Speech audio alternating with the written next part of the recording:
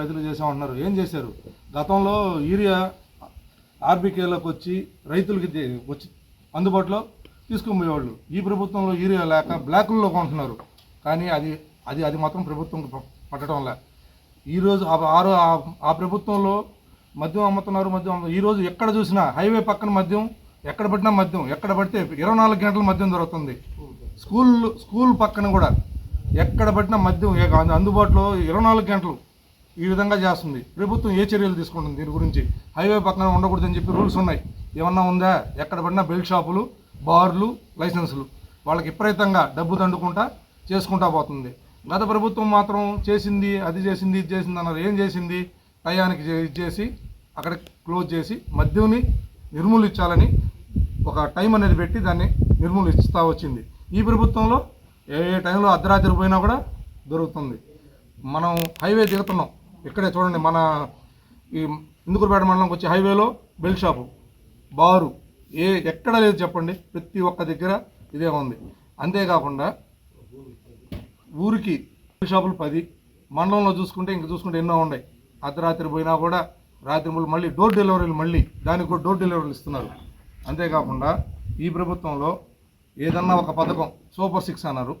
Super 6 పథకం ఏదో ఇచ్చారు. ఇది స్టేడియంలో జనంలో ఉన్నట్టు ఏదో ఒక బాల్ అట్టు ఇసిరేసారు. ఆ పథకం ఏదో అది ఎక్కడ పోయిందో కూడా తెలియదు. గ్యాస్ సిలిండర్లు అన్నారు. ఏది ఒక్కరికి కూడా లేదు, అందుబాటులో లేదు. మళ్ళీ అమ్మఒడి ఏదో 10 మందికి వేసారు. మొత్తం చేసేసాం. ఏ పథకాలు ఏం వచ్చినాయి చెప్పండి? ఒక్కటి కూడా రాలా. ఫ్రీ బస్సు దాన్ని ప్రైవేటీకరణ చేస్తున్నాడు. ఏదో నా మాత్రానికి పెట్టాడు, రేపు ప్రైవేటీకరణ చేసేస్తున్నాడు. ఇంకేం జరిగినాయి చెప్పండి? సూపర్ 6లో ఏమన్నా వచ్చినాయా? ఏమీ రాలేదు. కానీ గత ప్రభుత్వంలో రావూరు నుంచి గంగపట్నం పల్లిపాలెం దాకా సిమెంట్ రోడ్డు జరిగింది గత ప్రభుత్వంలోనే.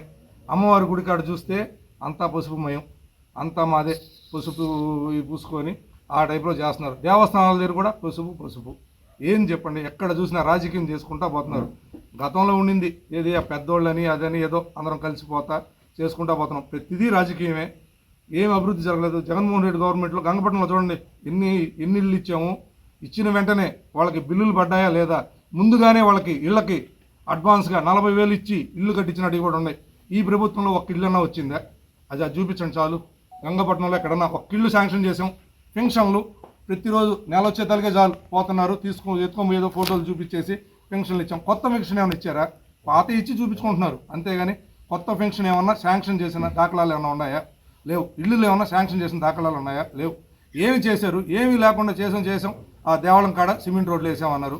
అది ప్రతి ఒక్కరు చేస్తారు. ఏ ప్రభుత్వం వచ్చినా ఫండ్స్ తీసుకొని వచ్చి ఊర్లో ఏ ఊర్లోనే సరే నామాత్రంగా ఏదో వస్తూ ఉంటాయి, చేస్తూ ఉంటారు.